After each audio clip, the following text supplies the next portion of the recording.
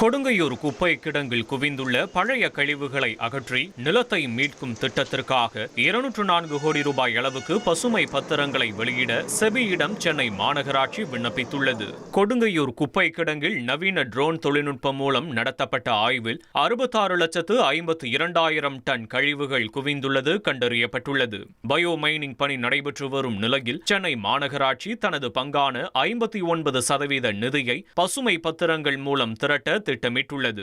முதலீட்டாளர்கள் இந்த பத்திரங்களை வாங்கி மாநகராட்சிக்கு நிதி தருவார்கள். குறிப்பிட்ட காலத்திற்கு பிறகு வட்டியுடன் அந்த தொகை திரும்ப செலுத்தப்படும். இந்திய பங்கு சந்தை வாரியமான செபி விதிமுறைகளின் கீழ் சென்னை மாநகராட்சி இந்த பத்திரங்களை வெளியிடும் என்றும் தெரிவிக்கப்பட்டுள்ளது.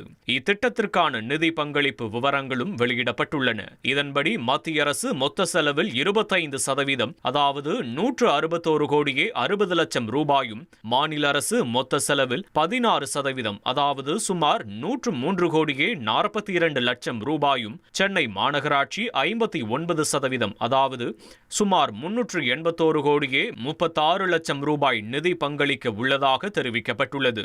ஜெர்மனி அரசின் KfW வளர்ச்சி வங்கியின் வெளிநாட்டு நிதி உதவியும் கிடைக்கும் என்றும் மாநகராட்சி தரப்பில் கூறப்பட்டுள்ளது.